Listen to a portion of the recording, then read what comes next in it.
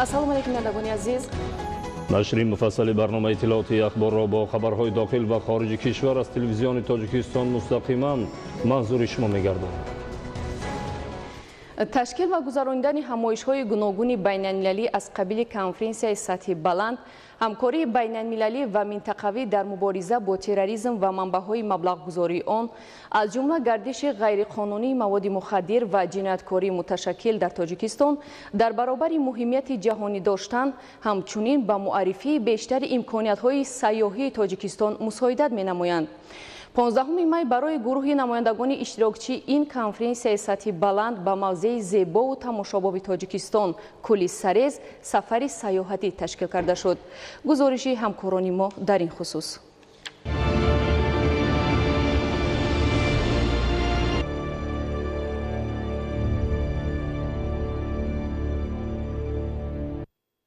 дар давоми наздик ба 2 соли охир шаҳри Душанбе аллакай маротибаи дуюм аст ки ба маркази бузурги баргузории конференсияҳои сатҳи баланд доир ба мавзӯи муқовимати шадид бар зидди терроризму экстремизм, ҷиноятҳои муташаккили фаромилӣ ва манбаъҳои маблағгузории онҳо табдил меёбад. соли гузашта дар ҳамин рӯзҳо конференсияи байналмилалии сатҳи баланд дар мавзӯи муқовимат бо терроризм ва ифротгароии хушунатомез баргузор гардида буд ва рӯзҳои 16-17 майи соли равон бошад дар шаҳри Душанбе конференсияи сатҳи баланд ҳамкории байналмилалӣ ва минтақавӣ дар мубориза бо терроризм ва манбаъҳои маблағгузории он, аз ҷумла гардиши ғайриқонунии маводи мухаддир ва ҷинояткории муташаккил доир мешавад ки аз нақши фаъоли Тоҷикистон дар муборизаи беамон бар зидди ҳама гуна зуҳуроти номатлуби ҷаҳони муосир шаҳодат медиҳад. дар доираи баргузории ин конференсия 15 май барои иштирокчиёни ин ҳамоиши муҳими байналмилалӣ боздид аз Кӯли Сарез ташкил карда шуд.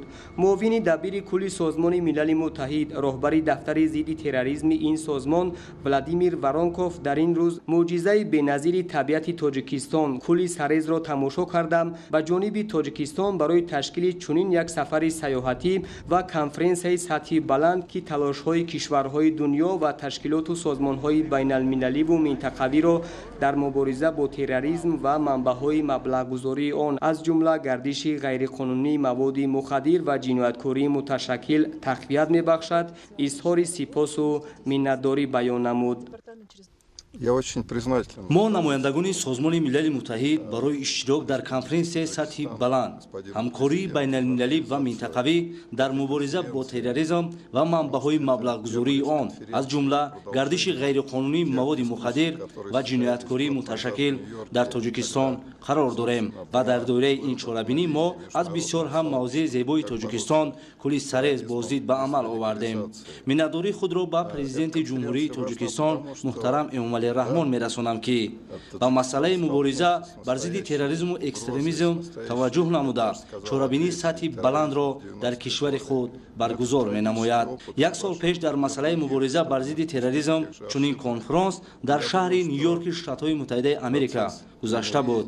дар ин конференс ки рӯзҳои 16 ва 17 май доир карда мешавад, намояндагони кишварҳо ва созмонҳои бонуфузи ҷаҳонӣ иштирок мекунанд. ин конференсия на танҳо барои мардуми Тоҷикистон, балки барои сокинони сайёра бисёр ҳам муҳим аст. тибқи нақша дар конференсияи сатҳи баланд дар шаҳри Душанбе намояндагони 50 давлат ва беш аз 27 созмони байналмилалӣ ва минтақавӣ, аз ҷумла вазирони корҳои хориҷӣ, роҳбарони мақомоти масъули мубориза бо таҳдиду чолишҳои амниятӣ, намояндагони ҷомеаи шаҳрвандӣ, доираҳои илмию тадқиқотӣ ва корпуси дипломатӣ иштирок менамоянд ва зиёда аз 200 хабарнигор аз расонаҳои хабарии гуногуни дунё кори ин конференсияро инъикос хоҳанд кард. раванди мубориза бар зидди терроризм ва экстремизм ки дар ҷаҳони муосир аҳолии сайёраро таҳдид менамояд, дар меҳвари сиёсати ҳукумати ҷумҳурии Тоҷикистон устувор мавқеъ гирифтааст. қабули барномаҳо стратегия, ташкил ва роҳандозии конференсу дигар чорабиниҳои сатҳи баланд ҷиҳати ҷилавгирӣ аз ин зуҳуроти номатлуб бозгӯи талошҳои ҳамаҷонибаи ҳукумати ҷумҳурии Тоҷикистон дар ин самт мебошад. гузориши хабарнигорони мо. افزایش نیروهای مسلحانه و عملیات تروریستی در زمان معاصر از شمار خطر و تهدیدهای میباشند که به امنیت و آسایشگی کشورهای جهان به تاثیر نخواهد ماند و از این رو همکاری دستجمعانه و فراگیری کشورهای جهان را جهت مبارزه در این سمت تقاضا دارد. زیرا مقیاس و خصوصیت جهانی داشتن تهدیدهایی که آنها را تروریسم، گردش غیرقانونی مواد مخدر و جنایتکاری متشکل به میان میآورند تشویش‌آور است.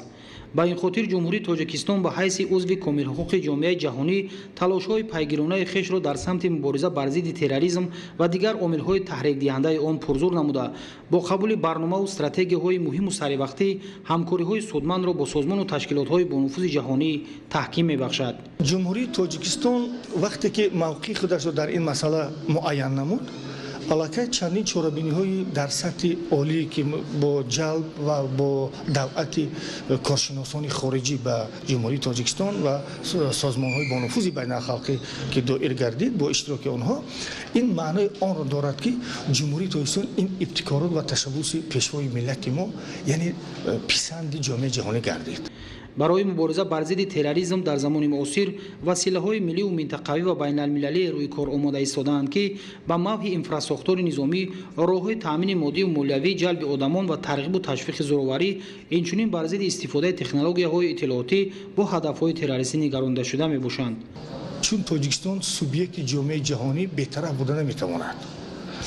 وقتی که این پدیده نامطلوب فراگیر جامعه انسانی است، از این لحاظ ما موقع سیاسی خودمان را در سیاست خارجی در مناسبت‌های بین‌الخلقی ثابت نمودیم و نشان دادیم که تاجیکستان خیرخواهانه نسبت به این مسئله نظر می‌کند و جانبداری آن است که در قطار دیگر کشورهایی که چون مبارزه ایدئولوژی بر ضد این وبای عصر برده ایستادند، یعنی موقع ما به تغییر می‌ماند. از جانب همه کشورهای اعضا تطبیق شدن استراتژی عمومی جهانی سازمان ملل متحد بر ضد تروریسم، قرارهای مربوطه مجمع عمومی و شورای امنیت سازمان ملل متحد، مبارزه مؤثر بر ضد همه گونه شکل و پدیده‌های تروریسم از جمله علیه با هدف‌های تروریستی استفاده کردن اینترنت به منفعت کل کشورهای جهان خواهد بود.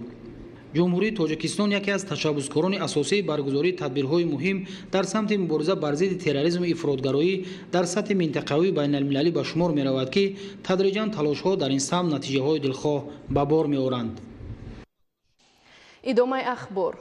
در ملاقات پرزیدنت جمهوری تاجیکستان محترم امامعلی رحمان با کارمندان ساحه‌های مالیه، انداز، گمرک و بانکداری تاکید گردید که نظام مالیه و بانکی کشور همچون عامل مهم رشد اجتماعی و اقتصادی تاجیکستان باید به افضلیت‌های کشور و به منفعت جامعه روانه شده برای با سرمایه تامین نمودن ساحه‌های واقعی اقتصادیات، هوسمند گردانیدن صاحبکاران و تاجران و عموماً بلند برداشتن فعالناکی اقتصادی در جامعه، تشکیل جایهای کاری و حفظ اجتماعی اهالی خدمت نمایند. گزارش زلفیه رحیمزاده با اندیشه کارشناس در این موضوع. یکی از سمت‌هایی که می‌تواند به اقتصاد ملی درآمد نظررس وارد نماید این رشد صاحبکاری در مملکت و فضای سرمایه‌گذاری میباشد. به اندیشه کارشناسان کمبودی‌های جدی که هنگام تحلیل وضع واقعی ساحه‌های انداز، بانکداری، سرمایه‌گذاری و گمرک در ملاقات پرزیدنت جمهوری تاجیکستان مسئله‌گذاری کرده شد، در حقیقت به رشد و گسترش فضای سرمایه‌گذاری مانع ایجاد می‌کند. در دوام 6 سال اخیر، یعنی که بعد عملی شدن کدکس نوی انداز که از 1 ینوار سال 2013 تحت عمل قرار گرفت، در جمهوری شخصان حقوقی همگی 4900 عدد افزایش یافتند که این 18.9% است که در دوام 6 سال این بهت کم است. حالا اون که از روی برنامه دولتی فعالیت صاحبکاری برای سالهای 2012-2020 باید نه کم از 10% باید افزایش یابد. فیلیال نمایندگان شخصان حقوقی خارجی باشد، در 1 ینوار سال 2013 همگی 336 عدد را تشکیل میکرد. در سال 2018 باشد، یعنی که در اول سال 2019 همگی 373 عدد را تشکیل میکند. انا که بینید در دوام 6 سال همگی 40 عدد زیاد شده است. این تماما کم است. صاحبکاران انفرادی در دوام 6 سال اخیر همگی 76.6% انکشاف یافتند. این هم باشد از طرف خواجگی دهقانی که اینم بعد قبول اصلاحات در ساحه کشاورزی یعنی که وابسته به همین یعنی که همون قدر خوجگی دهقانی انکشاف یافتند. اگر ما خوجگی دهقانی رو حساب نکنیم در نقطه نظری اگر شهادتنامه گیریم یعنی که صاحبکاران انفرادی که از روی شهادتنامه فعالیت میکنن 1930 عدد کم شدن، زیاد نه کم شدن. سهم بخش خصوصی و صاحبکاری در اقتصاد ملی نظررس مشاهده می شود، ولی نظام اندازبندی و خدمترسانی بانک ها در اکثر موارد برخوردار نبودن صاحبکاران از امتیازهای پیش بینی شده برای پیشرفت و رشد صاحبکاری در مملکت مشکلی پیش می آورد. صاحبکار کارخانه را ساخته است، نه که مبلغ گردون ندارد که اشیاء خام خرد، مال و محصولات گردون خرد برای استحصال مال و محصولات کارخانه خود.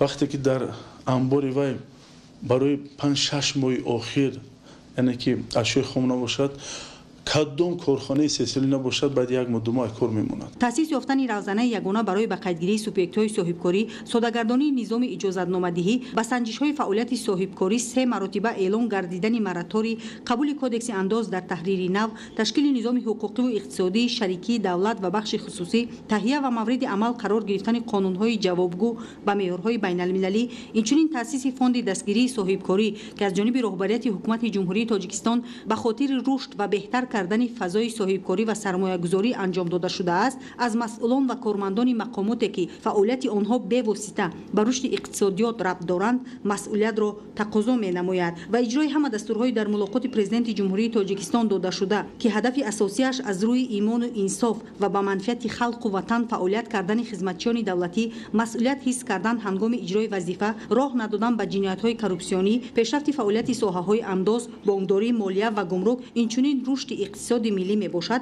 به خاطر به زندگی شایسته رسانیدن اهالی و رشد و ترقیات دولت روانه گردیده است. برنامه اخبار را ادامه می‌دهیم. برای 2 سال آینده ذخیره کردن خوراک چاروا از تدبیرهای مهم چارواداران برای گذراندن دوره‌های زمستان محسوب می‌یابد.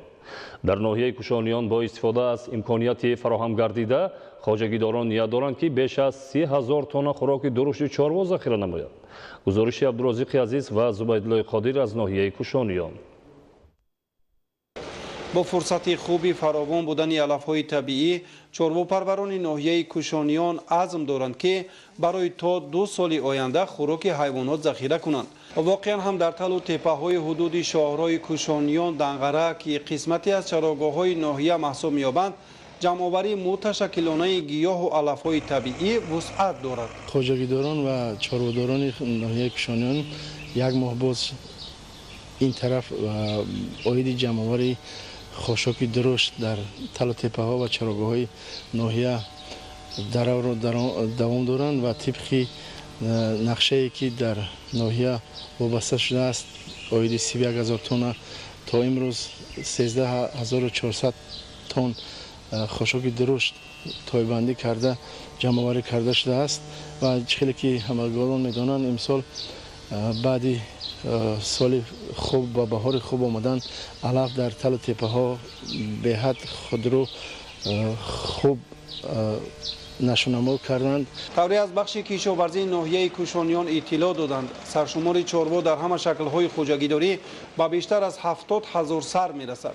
نقشه ذخیره خوراک چاروا باشد 31,000 تن پیش بینی شده است.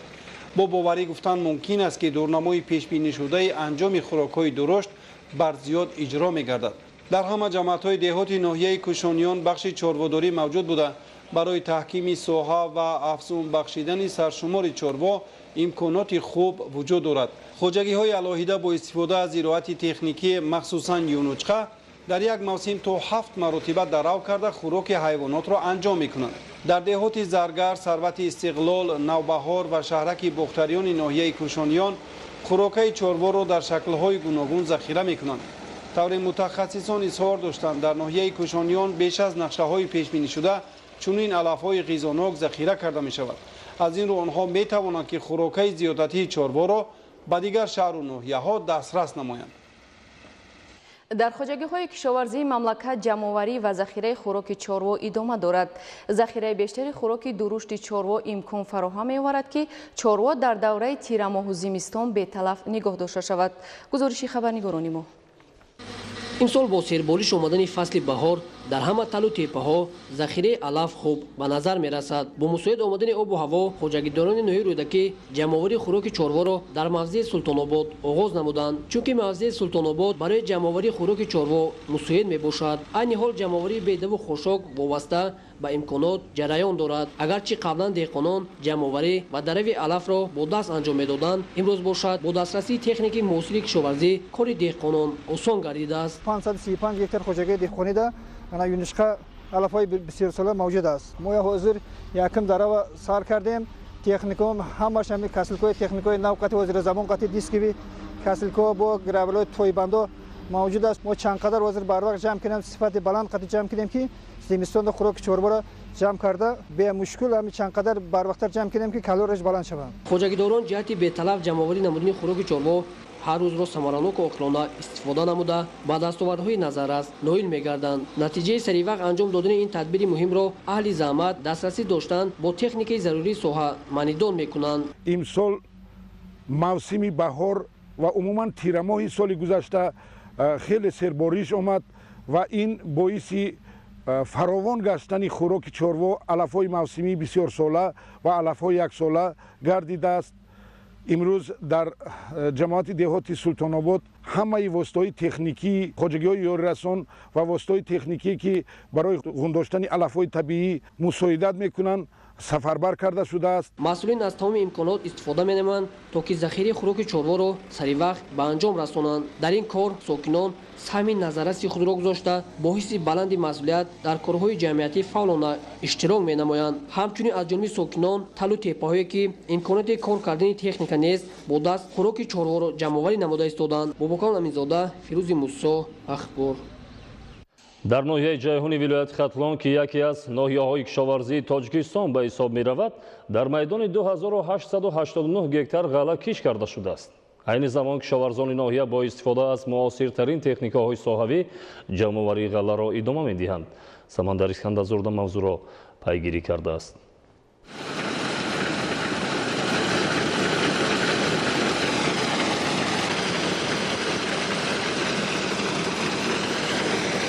имрӯзҳо дар майдонҳои кишти ғала хоҷагидорони ноҳияи ҷайҳун бо истифодаи комбайнҳо ба ҷамъоварии ҳосил машғуланд. фаъолияти дастаҷамъона ва истифодаи техникаҳои муосири соҳавӣ собитгари он аст ки кишоварзони ноҳия барои беталаф ҷамъоварӣ кардани ҳосил талош доранд. то имрӯзо мо дар майдони зиёда аз 500 гектар дарои гандум гузарондем ки ҳосилнокӣ имсол нисбати соли гузашта бениҳоят хуб аст. ба ҳисоби миёна мо аз ҳар як гектар зиёда аз 50-60 сентнери ҳосил ҷамъоварӣ карда истодем. татбиқи босамари барномаҳои давлатӣ, самаранок истифода бурдани имконоти фароҳам овардашуда ва оқилона истифода бурдани замину гузарондани кишти такрорӣ ба он мусоидат намуд ки сол то сол майдони кишт дар ноҳия ба маротиб зиёд карда шавад. зеро роҳандозӣ чунин табир имкон медиҳад ки хоҷагидорон аҳолиро бо маҳсулоти истеҳсоли худӣ ба пуррагӣ таъмин намуда барои рушди яке аз ҳадафҳои асосии ҳукумати ҷумҳурии Тоҷикистон таъмини амнияти озуқаворӣ саҳмгузор бошанд. ҳосили расида ҳавасмандии кишоварзонро барои истифодаи мақсадноки замину рушд додани соҳа дучанд сохтааст. таҷриба нишон дод ки риояи қоидаҳои илман асосноки парвариш ва заҳмати пайваста барои гирифтани ҳосили баланду дилхоҳ асос мегузорад. яке аз омилҳои асосӣ баланд бардоштан на танҳо зироатҳои ғалладонагӣ, тамоми зироатҳои кишоварзӣ ин риояи қоидаҳои агротехникӣ парвариши зироатҳо мебошад. чӣ қадаре ки дар замин меҳнат кунед метавонад ки ҳосили дилхоҳро ба даст орад. хоҷагидорони ноҳияи ҷайҳун кӯшиш доранд ки баъди ҷамъоварии ҳосили ғала маҳсулоти гуногуни ниёзи аввал аз ҷумла дар майдони беш аз 300 гектар кишти шолӣ гузаронанд. зеро шароит ва иқлими ноҳияи ҷайҳун барои аз як замин гирифтани 2-3 ҳосил мувофиқ аст ва ин таҷриба дар солҳои охир собит сохтааст ки кишоварзон аз ҳисоби кишти такрорӣ ва ҳамчунин дар як вақт кишт намудани 2-3 навъи зироат дар як қитъа фоидаи зиёд ба даст меоранд. мин баъд низ хоҷагидорони ноҳияи ҷайҳуни вилояти хатлон бо мақсади афзун намудани дастовардҳои истеҳсолӣ, гирифтани ҳосили баланд, ба шуғл фаро гирифтани мардум ва ғанӣ намудани бозори истеъмолӣ бо роҳандозии тамоми имконоти мавҷуда соҳаи кишоварзиро рушд медиҳанд. Самандар Искандарзода, Илҳомиддини Сайфиддин аз ноҳияи ҷайҳуни вилояти Хатлон барои барномаи иттилоотии ахбор. дар ноҳияи ҷалолиддини балхӣ нақшаи ҷамъоварии ин ашёи хоми санъатӣ иҷро гардида, илова ба нақша низ пила истеҳсол карда мешавад. дар ноҳияи Хӯросон бошад то имрӯз 77% нақша таъмин карда шудааст ва барои таъмини барзиёди он замина фароҳам мебошад. гузориши Худойдоди Раҷаб ва Искандари Саид. пилакорон ин мавсим тибқи дурнамо бояд 35 тонна пила истеҳсол намоянд, вале то имрӯз кирмакпарварон дурнамои солунаи истеҳсолро таъмин намуда, иловатан 1 тоннаи дигар пила истеҳсол кардаанд, ки ба гуфтаи масъулин ин интиҳои ҷамъоварӣ набуда, ҳоло боз имкони зиёд гардидани истеҳсоли пила дар ноҳия вуҷуд дорад. дар байни 3 рӯз дар ноҳия пура тақсимоти кирмак буд шид агротехникаи кирмакпарвариро нағз баромаданд, ки имсол ноҳияи ҷалолиддини балхӣ дар ҷумҳурӣ аввалин шуда нақшаи дурнамо ба сарбарандӣ баромаданд. дар доираи амалигардии барномаи рушди соҳаи кирмакпарварӣ ва коркарди пила дар ҷумҳурии Тоҷикистон барои солҳои 2012-2020 ва зиёд намудани ҳаҷми хӯрокаи кирмак дар ҳама шаҳру ноҳияҳои вилояти Хатлон корҳои муайян роҳандозӣ мегардад. назар ба солҳои гузашта ин сол маблағи пилакору 1 сомон зиёд шуд.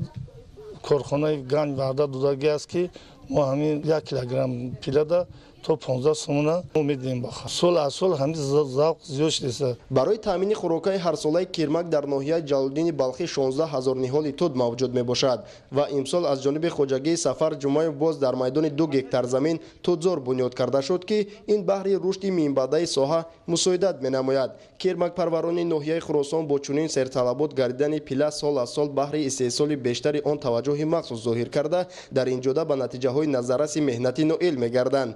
тибқи иттилои масъулини соҳа, имсол сокинони ноҳия парвариши 600 қутии кирмаки навъи чиниро ба роҳ монда, ният доранд, ки мувофиқи дурнамо 20 тонна пила истеҳсол намоянд, ки то имрӯз аллакай беш аз 17 тонна ҷамъоварӣ кардаанд. нақшаи мо ки дар имсол 20 тонн пилаи тар бояд аз 400 қутӣ қабул кунем. имсол ҳосили хуб шудааст. мавриди зикр аст, ки солҳои қаблӣ омили асосие, ки кори соҳаро ба қафо мегузошт, ин нобоварии кирмакпарварон ба пардохти ҳаққи меҳнаташон буду умуман ҳавасмандӣ дар соҳа кам ба назар мерасид. акнун ки чанд соли охир таваҷҷӯҳу ҳавасмандӣ дар ин самт бештар гардидааст, истеҳсоли ин ашёи хоми санъатӣ ҳам зиёд гардида истодааст. масъулин иттилоъ медиҳанд, ки имсол истеҳсоли дурнаморо бар зиёд таъмин намоянд. Худойдоди Раҷаб, Искандари Саид, вилояти Хатлон, ахбор.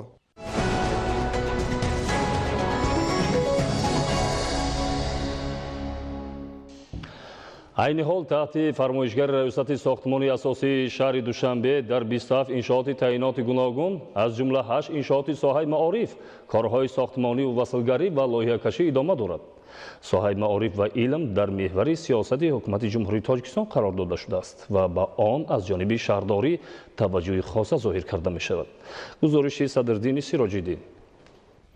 раванди корҳои ободонию бунёдкорӣ дар шаҳри Душанбе тибқи нақшаи тасдиқгардида ва дар асоси низоми мукаммали корӣ сурат мегирад. дар заминаи амри президенти мамлакат муҳтарам Эмомали Раҳмон ва қарори раиси шаҳри Душанбе бахшида ба таҷлили ҷашни 30-солагии истиқлолияти давлатии ҷумҳурии Тоҷикистон дар пойтахт бунёди беш аз 4000 иншоот дар назар аст. раванди корҳои навсозӣ дар литсеи рақами 3 барои хонандагони болоиқати шаҳри Душанбе ва таъмири биноҳои мавҷудаи муассисаҳои таълимии рақамҳои 93 ва 94 рӯи навор оварда шуд. литсеи рақами 3 барои хонандагони болоиқати шаҳри Душанбе дар заминаи гимназияи рақами 53 бунёд шуда, он ба таври мукаммал, яъне муҷаҳҳаз бо муосиртарин таҷҳизоти таълимӣ сохта мешавад. сохтмони литсеи рақами 3 барои хонандагони болоиқати шаҳри Душанбе барои 1200 хонанда пешбинӣ карда лоиҳакашӣ шудааст. ҳозир дар ин ҷо дута пудрачии шаҳрнома шудагӣ лоти 1 ва лоти 2 сохтмон рӯи нақша рафта истодааст. ҳозир кори сохтмонӣ 70% иҷро шудааст. дар маҷмӯъ ду пудрачӣ 270 нафар коргар кор карда истодааст. бинои навбунёд аз 3 ошёна ва таҳхона иборат буда, дар он 6 синфхона, аз ҷумла 4 синфхонаи лингафонӣ, 2 синфхонаи компютерӣ, синфхонаи технологӣ барои писарон ва духтарон, 2 китобхона электронӣ ва анъанавӣ, 3 утоқ барои ёрии тиббӣ, маҷлисгоҳ бо 485 ҷой, ошхона бо 400 ҷой, толори варзишӣ, майдончаи кушоди варзишӣ ва дигар иншооти ёрирасон бунёд карда мешавад. маҳсулоти сохтмонӣ ҳама пеш аз истифода бурдан тахсиси лабораторӣ гузаронида мешавад, баъд ба сохтмон роҳ дода мешавад. муддати истифодаи این شد آخر ماه آگوست همین سال در نظر داشته شده است. مؤسسه تحصیلات میانه عمومی رقم 93 که سالهای زیاد به خوانندگان خدمت نموده است پورا تعمیر و تجدید شده ایستاده است. در این مؤسسه تعلیمی 1960 خواننده به تعلیم فرا گرفته می شود.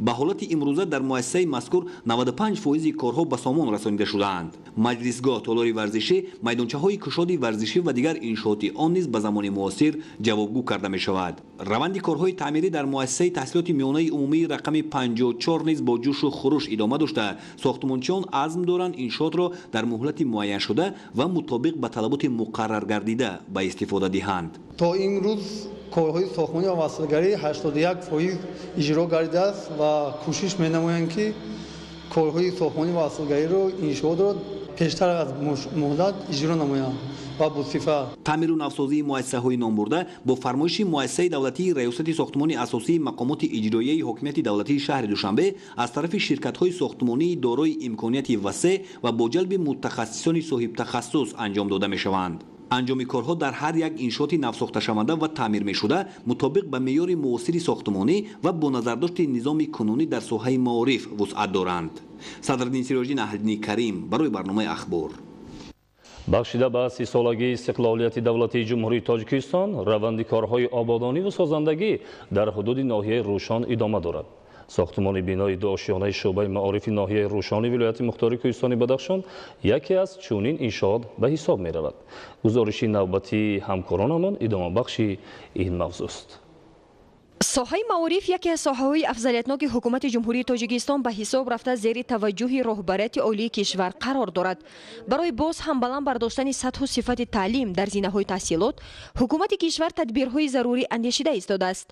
ساختمان بنای زمانوی شعبه معارف برای کارمندان این ساحه در مرکز ناحیه روشان دلیل این گفته‌ها میباشد. کارهای ساختمانی در این بنا ماه نوامبر سالی گذشته آغاز گردیده، کارهای خیشچینی و ارماتوربندی در آشیانه یکم به اتمام رسانیده شد. با آغاز کارهای ساختمانی در شعبه معارف ناحیه روشان بیش از 20 نفر جوانان بیکار با کار تامین گردیدند که 11 نفرشان ساختمانچیان محلی و قسمت دیگر از منطقه‌های دیگر ولایت میباشند. ما در روشان یکم تمام کردیم با از پگاه نصیب بود دوشونه دوم اثر میکنیم. مزد مهنت کارگران از 1000 سامانی بلند می باشد. شعبه معارف ناحیه روشان با مبلغگذاری حکومت جمهوری تاجیکستان بنیاد گردیده، کارهای ساختمانی را دیرکسیون ساختمان انشاءات‌های حکومتی دستگاه اجرایی پرزیدنت جمهوری تاجیکستان و پودرچی اساسی ساختمان جمعیت دارای مسئولیتش محدود امیر حمزه بر دوش دارد. با گفته مسئولین شعبه معارف ناحیه روشان تا به امروز مبلغ بیش از 659,000 سامانی در این بنا از خود کرده شده است. با بنیاد گردیدن چنین بنای زمانوی فعالیت معارفچیان بهتر خواهد شد. ساکنان ناحیه نورآباد در کارهای آبادانی متشکلانه سهم می‌گذارند. در دایره اقدام‌های خیرخواهانه در دهات ناحیه ساختمان مکتب و سیمخانه‌های علاوگی و تالارهای ورزشی ادامه داشته، بیشتر انشاءات سال روان به استفاده داده می‌شوند.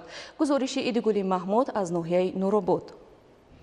سالها باز خوانندگان مکتب دهه سریقاش ناحیه نورآباد از نمودن تالار ورزشی تنقیصی میکشیدند. شخصان سخاوتمند در شفت بینای تعلیمی به ساختمان تالار ورزشی شروع نموده. مکتب دهه خوفک جماعت خمدان ناحیه نورآباد سالها باز به تعمیر و برقرارسازی احتیاج داشت، زیرا از نرسیدن جای نشست بیشتر خوانندگان در مؤسسه تعلیمی دیگر دهه تحصیل داشتند.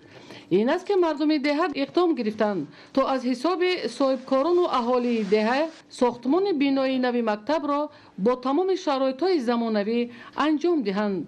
مکتب دارای 8 سیمخانه بوده، با تشبث صاحبکاران محلی و با مردم دهه ساخته می شود. مکتب را با جشن استقلالیت استفاده می‌دهیم. ضرورت بنیاد سیمخانه‌های علاوگی در دهه آبیلورد از زیاد شدن شماره خوانندگان پیش آمد. در این کار خیر و ثواب صاحبکار محلی دست کمک دراز نمود تا سیمخانه‌های علاوگی بنیاد شده، همزمان بنا با تمام تجهیزات ضروری و دیگر تکنیک‌های معاصر پورا تامین کرده شوند. صاحبکاران دهه ما سهم گذاشتند که در مؤسسه ما 3 سیمخانه نوی حاضر زمان ساخته شده و نزدیکی به استفاده داده می شود. صاحبکار امانوف خورشید همه همین کارها را به ذمه خود گرفت. آغاز به پورگی سیمخانه ها می رسند و با تشبث این کس سیمخانه کامپیوتری ساخته به استفاده داشت که همه کامپیوترها با حساب خودش به ما تامین کرد. اهالی دهات ناحیه نورآباد این عمل آبادانی را با خوشنودی قبول نموده در روند کارهای سازندگی شهرک و دهات سهم با سزای خود را گذاشته ایستادند. ایدیگل محمود، دادرجان میرزازاده برای برنامه اخبار از ناحیه نورآباد. در ناحیه مستشاه با پشتیبانی از کارهای آبادانی و سازندگی راهبریت دولت و حکومت مملکت ساختمان انشاءات تعیینات گوناگون ادامه دارد. بخشیده به 30 سالگی استقلالیت دولتی جمهوری تاجیکستان در حدود ناحیه 479 انشاءات به نقشه گرفته شده است. از ناحیه مستشاه گزارشی خبرنگاران ما. با مقصد در سطح بلند تجلیل نمودن جشن 30 سالگی استقلالیت دولتی جمهوری تاجیکستان در ناحیه مستشاه نقشه‌های مکمل تحریزی گردیده کارهای سازندگی و بنیادکاری با مرام جریان دارند. در مرکز ناحیه شهرک بوستان دو انشاءات کلان از جانب دیرکسیای ساختمان انشاءات حکومتی دستگاه اجرایی پرزیدنت جمهوری تاجیکستان بنیاد می‌یابد. با جلب ساختمانچه‌های محلی ورزشگاه برای 10,000 نفر ساخته می‌شود که پس از با استفاده دادن برای جوانان و نورسان ناحیه شرایط مساعد فراهم خواهد آمد. طور مسئولین ساختمان اطلاع دادند موافقی لایحه ورزشگاه برای 5,000 نفر پیش بینی گردیده بود. طلبات ساکنان ناحیه را به نظر گرفته به لایحه تغییرات وارد کرده شد. کارهای ساختمانی ورزشگاه سال 2016 آغاز گردیده مبلغ عمومی آن 190 میلیون سومانی را تشکیل می‌دهد. رفت کارهای ساختمانی از جانب مسئولین دیرکسیای ساختمان انشاءات حکومتی دستگاه اجرایی پرزیدنت جمهوری تاجیکستان نظارت کرده شده کوشش به خرج داده می‌شود که انشاءات مذکور در مهلت‌های معین گردیده و با صفت بلند با استفاده داده شود. پودرچی انشاءات جمعیت دارای مسئولیتش محدود ساختمان ناحیه مستشاه بوده آن ماه ایون سال 2020 مورد استفاده قرار خواهد گرفت. امروز در همین ابیکت زیاده از 50 نفر کارگران کار کرده ایستادند. کارهای ساختمانی منتشکنی به درجه 65% امروز اجرا کرده شده ایستادند. ما امیدوار هستیم که تا آخر سال کارهای ساختمانی به غیر از رنگ بار همش به ثبات میرسد با صفت بلند. ساختمان قصر فرهنگ برای 1000 جای نشست باشد سال 2017 آغاز گردیده در آن مسائل ساختمانی محلی استفاده می شود. موافق لایحه ساختمان قصر فرهنگ ناحیه مستشاه دارای بهترین شرایط کاری برای کارمندان ساحه خواهد بود و آن ماه ایون سال آینده به استفاده داده می شود. مسائل ساختمانی همش دسترس می باشد. قوی کاری به می رسد. قریب 90% کارگرای محلی می باشند. طور مشاهده شد ورزشگاه و قصر فرهنگ در ناحیه مستشاه با ذوق بلند معماری بنیاد می یابند. رحمت الله پیرزاده، بهادر قربان، قدم نورعلی برای برنامه اخبار. در ناحیه فرخار نیز 324 انشاءات تعییناتشان گوناگون به نقشه گرفته شده است. از این شماره تا امروز 90 انشاءات آن به استفاده داده شد. گزارش سید جعفری محمدعلی و خورشید نادرخان.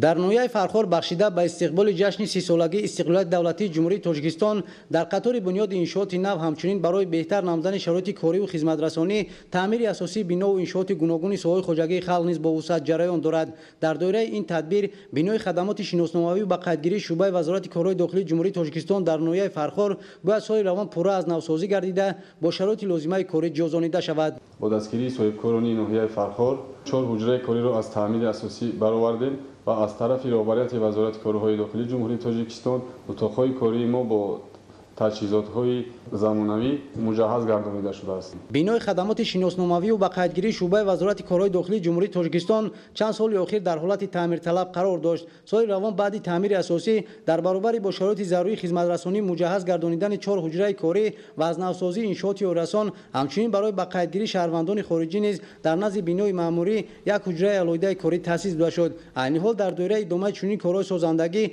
برای قبول شهروندان و پیشگیری از خراجات لواگی در سمت براه ماندن کار و خدمترسانی نیز شرایط مساعد فراهم آورده می شود. با این مقصد تجهیزات لازمه دسترس گردیده تا جشن 22 سالگرد روز وحدت ملی در این قسمت بنای معموری نیز باید کارهای تعمیر اساسی با صفت بلند انجام داده شود. تا امروز از طرف کارمندان خدمات شناسنامه‌ای و قیدگیری شعبه وزارت کارهای داخلی در ناحیه فرخار به شهروندان ناحیه 10741 شناسنامه داده شد که از اینها بار اولش 1358 شناسنامه باشد. корҳои таъмири асосӣ дар бинои шуъбаи вазорати корҳои дохилии ҷумҳурии тоҷикистон дар ноҳияи Фархор низ идома дорад. Дар бинои мазкур қисми навбатдорӣ ва ҳуҷраҳои кории аллакай навсозӣ гардидааст. дар хадамоти шиносномавӣ ва ба қайдгирии шуъбаи вазорати корҳои дохилии ҷумҳурии тоҷикистон бошад, корҳои таъмири асосӣ дар марҳилаи анҷомёбӣ қарор дошта, кормандон имрӯзҳо ба корҳои кабзгузоркунӣ машғуланд. дар доираи 1300 рӯзи меҳнати зарбдор бо ибтикори мақомоти иҷроияи ҳокимияти давлатии ноҳияи Деваштич дар ҳамаи 8 ҷамоати шаҳраку деҳот корҳои созандагиву ободонӣ бо маром идома дорад. гузориши Мазбут Бобозода аз ноҳияи Деваштич. طبق نقش چاره‌بینی ترتیب داده مقامات محلی حاکمیت دولتی ناحیه دیوشتیج تا استقبال جشن مبارک 30 سالگی استقلالیت دولتی جمهوری تاجیکستان 321 انشاءات سطحی گوناگون بنیاد از نوسازی کرده می شود. از این مقدار ساختمان و تجدید 36 عمارت و نقطه‌ها در جماعت دهات دوردست راسلاوود عملی می گردد که علاوه 11 عدد انشاءات از قبیل مرکز سلامتی، سنخانه‌های علاوگی در نزد مؤسسه‌های تحصیلات میانه عمومی، کاشانه‌های حسن و مغازه‌های فروش محصولات نیاز اول، جای استراحت فراغت برای موسفیدان و جوانان و تالارهای ورزشی مورد استفاده قرار گرفته است. در جامعه دهات راسلاوود 36 عدد انشاءات‌های جشنی به استقبال 30 سالگی استقلالیت دولتی جمهوری تاجیکستان به نقشه گرفته شده است که اکثر انشاءات‌های مذکور کاربر رفته ساده است. تا این دم 11 عدد انشاءات جشنی به استفاده داده شده است. ادای عمل نیک از قبیل بنیادکاری سازندگی و سبزگردانی برابر اجرای مناسک حج محسوب می‌یابد. از همین خاطر برادران صاحبکار دهه دهکد مومن وفا مبلغی با این مقصد پس‌انداز کردهشان را در راه آبادانی مصرف نموده برای تامین استراحت فراغت موسفیدان و ساکنان دهه در گذر بالا مرکز خدمت رسانی بنیاد کرده سازند. مرکز از جای وسیع آفتاب و بارانپناه، خانه استراحت، خوراکپزی و چایخانه عبارت بوده با مبلغ نزدیک 100,000 سامانی بنیاد گردیده شده است. این سخاوت پیشگی مومن فورا ساکنان دیگری خیرخواه و خیراندیش جانبداری کرده در همه گذرهای دیگر دست به سازندگی و آبادکاری زدند. با اقدام برادران صاحبکار اهل‌دین و حسن‌الدین عابدوفا در گذر پایان مجموعه برهوای داشتن خدمت رسانی خامد افراخته ایستاده است. هدف از ساختمان این انشاءات ابراز می‌دارند برادران خیرخواه برای ساکنان سن و سال گوناگون دهه مهیا ساختن شرایط ارزنده زندگی و استراحت و کمال رساندن نسل خودآگاه خویشتن‌شناس و تربیت جوانان دوستدار خلق و وطن محسوب می‌یابد. امروزها با دستگیری مقامات محلی حاکمیت دولتی ناحیه حشر عمومی با آب تازه نوشاکی و پالیز تامین‌گردانی اهالی در مد اول قرار دارد. همگان کوشش بر آن دارند که آب صاف و زلال چشمه داخلی سای را توسط آبلوله‌ها به سرگاهی دهه برآورده ساکنان و زمین‌های کشاورزی را با آب جانبخش تامین سازند. مضبوط بابازاده برای برنامه اخبار از ناحیه دیوشتیج. идомаи ахбор дар назди маҷмӯаи тандурустии истиқлол бо мақсади коҳиш додани сатҳи садаманокӣ бо иштироки пиёдагардон як гузаргоҳи замонавӣ ки дар 8 соат аз он 4000 нафар пиёдагардон мегузаранд сохта ба истифода дода шуд. гузориши ҳамкорони мо дар ин хусус.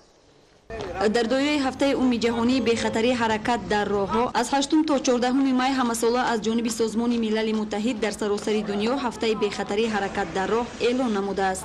дар пойтахти мамлакат шаҳри душанбе имрӯз барои дарёфти ҳалли бехатарии пиёдагардон дар назди маҷмӯаи тандурустии истиқлол аз ҷониби мақомоти иҷроияи ҳокимияти давлатии шаҳри душанбе ва раёсати бозрасии давлатии автомобилии вазорати корҳои дохилӣ дар якҷоягӣ бо иттиҳоди шарқии нақлиёти бехавф ва устувор ташкилоти ҷамъиятии насли ҷавони тоҷикистон бо дастгирии бонки аврупои таҷдид ва рушд хазинаи роҳи бехатар барои дарёфт ва бартарафсозии чунин нуктаҳо гузаргоҳи пиёдагардро ба истифода доданд.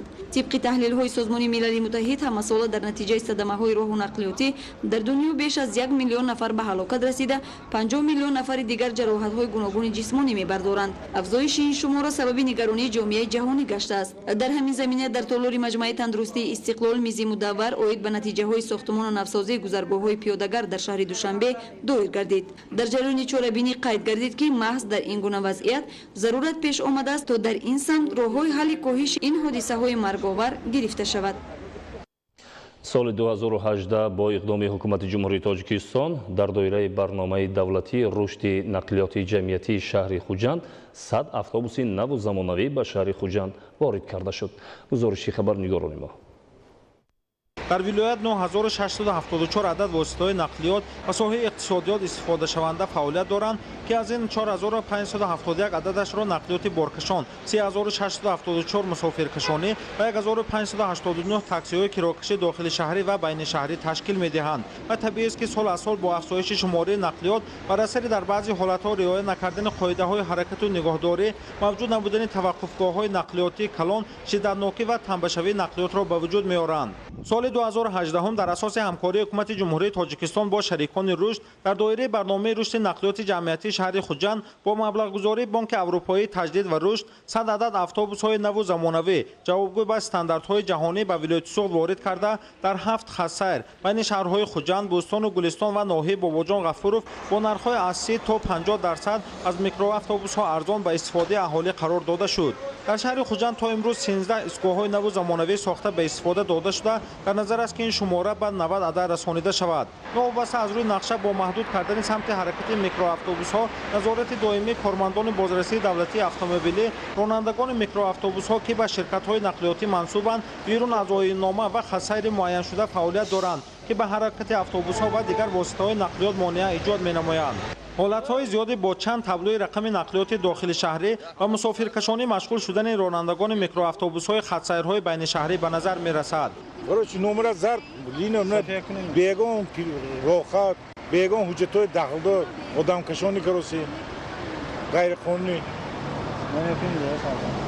حالا که باید شرکت‌ها در اساس اجازه‌نامه نقشه خط سیر که از جانب مؤسسه دولتی نقلیات اتومبیلی و خدمت‌رسانی لوجستیکی تصدیق کرده می‌شود موافقت نموده فعالیت نمایند. در این دوره یک قطار واسطه نقلیاتی که آنها به روی خط یا اینکه خودسرانه به همه خط سیرها برآمده به حرکت واسطه نقلیات زمانوی خلل می‌رسند پیشگیری کرده شد.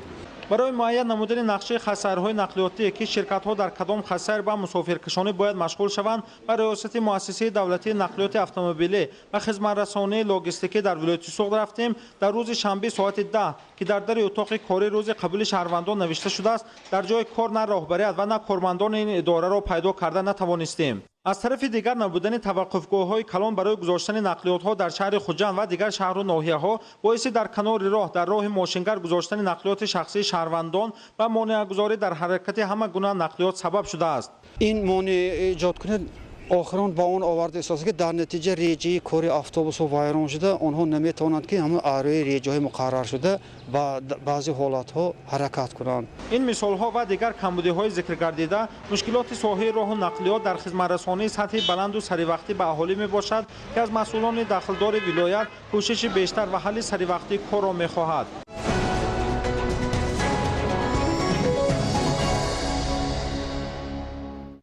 همساله در دنیا 15 می روزی بین‌المللی عائله تجلیل کرده می شود. در جمهوری تاجیکستان برای بلند برداشتن مقام عائله در جامعیت تدبیرهای نظررس اندیشیده شده، بخشیده به این سند چاره‌بینی‌های فرهنگی و ترغیباتی گذرانیده می شود. گزارش نورعلی صفامودین. بخشیده بر روز بین المللی عائله با ابتکار مقامات اجرایی حاکمیت دولتی شهر دوشنبه تحت عنوان عائله مکان مهر و محبت همایش فرهنگی معرفتی دایر گردید. در کار آن نمایندگان جامعه شهروندی، ساختارهای مقامات اجرایی شهر و ناحیه‌های آن، فعالان، عائله‌های نمونوی و نوبنیاد اشتراک داشتند. در چاره‌بینی امروزه بهترین عائله‌های جوان، بهترین عائله‌های نمونوی که در شهر هستند دعوت شدند و به خاطر تحکیم بخشیدن عائله‌ها، به خاطر تربیت نمودن عائله‌های جوان ما امروز سعی و کوشش میکنیم که برای تربیت نمودن عائله‌ها چاره‌بینی‌های فرهنگی، چاره‌بینی‌های سیاسی، کنفرانس‌ها، میزهای مدور و واخوری‌ها را محض در بین عائله‌های جوان که تحکیم بخش دولت به عائله جوان است تربیت نمایند. در جمهوری تاجیکستان از جانب رهبریت دولت و حکومت به نقش عائله در پیشرفت جامعه توجه دائمی ظاهر کرده می شود. سال عائله اعلان شدن سال 2015 و عملی شوی چندین تدبیرهای وابسته به بلند برداشتن مقام زن در جامعه تصدیق گفته‌های بالاست. ҳадафи аслии ин иқдом баланд бардоштани нақши оила дар ҷомеа буда он ба тарбияи фарзанд ва тақвияти муносибатҳои хуби муошират байни аъзоёни оила равона шудааст. оила дар фарҳанги мардуми кӯҳанбунёди тоҷик ҳамчун ниҳоди муқаддас эътироф гардидааст, зеро беҳтарин арзишҳои инсонӣ аз қабили муҳаббату садоқат, самимияту вафодорӣ ва ҳамдигарфаҳмию таҳаммулгароӣ маҳз дар оила ташаккул меёбад. дар идомаи рӯз дар саҳни муассисаи давлатии душанбе плаза аз ҷониби дастандаркорони чорабинӣ намоиши маҳсули дасти оилаҳои ноҳияи пойтахт ки бозгӯи ҳунари воло ва маҳорати ҳунармандони чирадаст мебошанд ба маъраз гузошта шуд. дар вазъияти тантанавӣ дар доираи рӯзи байналмилалии оила ба 10 ҷуфт ҷавононе ки нав оила барпо карданд шаҳодатномаҳои ақди никоҳ супорида шуд. дастагули иборат аз савтунаво, суруду тарона ва рақсҳои ҷазоб дар иҷрои устодони санъат ва эҷодкорони ҷавон ва маҳфил шукӯҳи дигар замин намуд. нуралӣ сафомиддин, баҳодири қурбон, барои барномаи ахбор. дар дигар шаҳру ноҳияҳои мамлакат низ бахшида ба рӯзи байналмилалии оила чорабиниҳои фарҳангию фароғатӣ баргузор гардида. дар ин чорабинӣ оилаҳои намунавӣ, пирони рӯзгордида ва оилаҳои ҷавон иштирок намуда оид ба аҳамияти оила ва нақши он дар бунёди ҷомеаи мутамаддин ибрози назар намуданд. имрӯз дар шаҳри дар кори ҷаласаи шӯрои ҳамоҳангсозӣ байни соҳавии татбиқи стратегияи миллии солимии аҳолии ҷумҳурии Тоҷикистон барои солҳои 2010-2020 гузаронида шуд ки ҳадафи асосӣ рушди тандурустии электронии мамлакат мебошад. дар кори ҷаласаи шӯрои ҳамоҳангсозии байни соҳавии татбиқи стратегияи миллии солимии аҳолии ҷумҳурии Тоҷикистон барои солҳои 2010-2020 дар мавзӯи шарҳи системаи иттилоотии тандурустӣ гузашта, ҳозира ва оянда, масъалаҳои шарҳи системаи иттилоотии тандурустӣ дар миқёси глобалӣ ва минтақавӣ, ба қайдгирии электронии тандурустӣ ва тавсияҳои ташкилоти умумиҷаҳонии тандурустӣ, ҳамчунин рақамикунонии соҳаи тандурустӣ баррасӣ гардиданд. ҳамзамон ҷиҳати табодули таҷриба бо ташаббуси минтақавӣ дар рақамикунонии соҳаи тиб таҷрибаи ҷумҳурии Қазоқистон пешниҳод карда шуд. бо дастгирии ҳукумати ҷумҳурии Тоҷикистон дар ҳамкорӣ бо Иттиҳоди Аврупо системаи ягонаи иттилоотии идоракунии тандурустӣ таъсис дода шуда, бо ҷалби ҳамкорон оид ба рушд, ҷамъияти дорои масъулияташ маҳдуди Сифат Инатекст Инвест дар якҷоягӣ бо Маркази ҷумҳуриявии омор ва иттилооти тиббӣ рушди тандурустии электрониро давра ба давра амалӣ менамоянд. ҳозир дар ҷумҳурӣ яъне ки рақамикунонӣ сар шуда истодааст ва беҳбудӣ дар иқтисодиёти ҷумҳурии Тоҷикистон мебиёрад консепсияи иқтисодиёти рақамӣ дар яъне ки як марҳилаи коркард ҳаст. яке аз узвҳои ҳамин консепсия ин худи ҳамин тандурустии рақамӣ мебошад. ҷумҳурии Тоҷикистон яке аз давлатҳоест ки дар рушд ва фароҳам овардани шароити технологияи муосир ва такомул додани асбобҳои дақиқи электронӣ рӯ ба инкишоф буда, дар ин самт як қатор санадҳо дар мамлакат қабул гардиданд ки ҳадафи қабул ва татбиқшавии ин санадҳо ташаккули ҷомеаи иттилоотӣ дар мамлакат, рушду аз навсозии соҳаҳои гуногун, раванди татбиқи амалҳо оид ба паст кардани сатҳи камбизоатӣ ва баланд бардоштани самаранокии меҳнат мебошад. идомаи ахбор. 4 хонандаи болоиқати тоҷик дар 7 олимпиадаи байналмилалӣ аз фани забони англисӣ ҳипо 2019 ки дар шаҳри Венетсияи Италия баргузор гардид, иштирок карда бо гирифтани ҷойҳои ифтихорӣ ба Тоҷикистон баргаштанд. гузориши хабарнигорони мо дар ин хусус. боз як муваффақияти навбатии хонандагони болоиқати тоҷик дар олимпиадаи байналмилалӣ дар Италия. ғолибони олимпиадаро дар фурудгоҳи байналмилалии Душанбе волидон ва омӯзгорон пешвоз гирифтанд. бори дуюм аст ки дастаи ҷумҳурии Тоҷикистон дар олимпиадаи байналмилалӣ аз фани забони англисӣ ҳипо иштирок карда бо гирифтани ҷойҳои ифтихорӣ бармегарданд. аз рӯи натиҷаҳои ниҳоии хонандаи синфи 8 муассисаи давлатии таълимии литсей барои хонандагони болоиқат дар шаҳри Душанбе Муҳаммад Беҳбудов сазовори ҷои якум гардида медали тилло ба даст овард. ман дар олимпиадаи байналмилалӣ аз фани англисӣ иштирок кардам. дар даври аввали олимпиада 36000 нафар иштирок кардам ва 150 нафар ғолиб баромаданд, аз он ҷумла 4 нафар тоҷик. ман ҷои аввалро ишғол кардам ва соҳиби медали тилло гардидам. аз ҳукумати ҷумҳурии Тоҷикистон аз устудон миннатдорем ки чунин шароити хуб ба мо муҳайё намуданд то мо муаррифгари ватани азизу маҳбубавон дар арсаи байналмилалӣ гаштем. дар ин олимпиада 4 нафар ҷумҳурии Тоҷикистонро намояндагӣ карда бо нишон додани донишу маҳорат ва сатҳи забондонии худ як медали тилло ва зинаҳои ифтихориро соҳиб гаштанд. дар даври ниҳоии олимпиада ки рӯзи 12 май дар Италия баргузор гардид, хонандаи синфи 9 литсей барои хонандагони болоиқат дар шаҳри Душанбе بهبودов محمدجان با گرفتن مدال طلا سزاوار گردید. خوانندگان تاجیک توانستند که در چنین یک المپیادی با نفوذ شرف علم تاجیک را در عرصه بین‌المللی معرفی نموده باشند. با اطمینان گفتن ممکن است که خوانندگان تاجیک با دانش و مهارت و قابلیت خود در برابر خوانندگان دیگر کشورها می توانند با سربلندی تاجیکستان را معرفی نمایند. امروز تحت شعار ورزش برای حیات سالم و ضد نشأه‌مندی مراسم کشاده‌شوی مسابقه ورزشی بین هیئت شخصی وزارت کارهای داخلی و دانشجویان مؤسسه‌های تحصیلات عالی و میانه کسبی شهر دوشنبه برگزار گردید. این مسابقه دوام 5 روز از روی نمودهای ششکه و شاهمات، فوتبال خرد و والیبال ادامه خواهد کرد. گزارش خبرنگاران ما. امروز در دانشکده تربیت جسمانی تاجیکستان با نام سیمومین رحیموف در اساس نقشه چرابینی‌های یکجایی وزارت کارهای داخلی جمهوری تاجیکستان، حزب خلقی دموکراتی جمهوری تاجیکستان، وزارت معارف و علم جمهوری تاجیکستان کشاده‌شوی مسابقه کشاد شخصی دستوی وزارت کارهای داخلی و دانشجویان مکاتب عالی شهر دوشنبه و مؤسسه‌های میانه کسبی برگزار گردید. ضمن افتتاح این چرابینی ورزشی ذکر گردید که رهبریت دولت و حکومت جمهوری تاجیکستان بهر تشویق طرز حیاتی سالم و مشغول شدن جوانان به ورزش تدبیرهای مؤثر را عملی نموده تشکیل و برگزاری پیوسته چنین مسابقه ها در تحکیم دوستی میان جوانان خاصه دانشجویان مساعدت می نماید. این مسابقه دوام 5 روز از روی نمودهای ششکه و شاهمات، فوتبال خرد و والیبال بین دانشجویان ادامه خواهد کرد. چرابینی مذکور تحت شعار ورزش برای حیاتی سالم و ضد نشأه‌مندی در دایره چرابینی های ورزشی و فرهنگی بخشیده به روز جوانان دایر گردیده در آن جوانان زیاد فعالانه اشتراک نمودند. در هر یک مسابقه آن جوانان مهارت بلند نشان داده جهت صاحب شدن مقام افتخاری تلاش به خرج دادند. جهت تشکیل و برگزاری این مسابقه ورزشی رهبریت دانشکده شرایط ارزنده را فراهم آورده. اشتراکچیان مسابقه توانستند در تالارهای معاصر و میدانچه‌های ورزشی بین هم رقابت نمایند و هنر و مهارت خود را نشان دهند. هدف از برگزاری چنین چرابینی‌ها جلب جوانان به حیات سالم و رشد نمودهای گوناگون ورزش می باشد.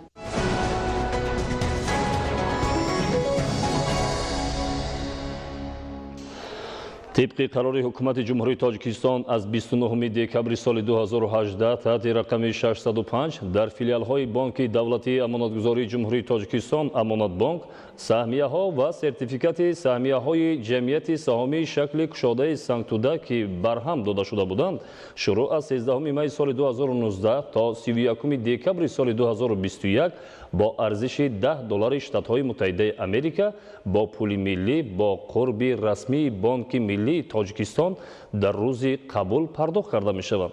معلومات مفصل در فیلیال‌های بانک دولتی امانتگذاری جمهوری تاجیکستان امانت بانک و یا با تلفن‌های 223 1441 221 45 26. بینندگان عزیز این بود برنامه اطلاعاتی اخبار. با شما زندگی آباد و آسایش‌تر را تمنا داریم. با برنامه‌های تلویزیونی تاجیکستان بمانید.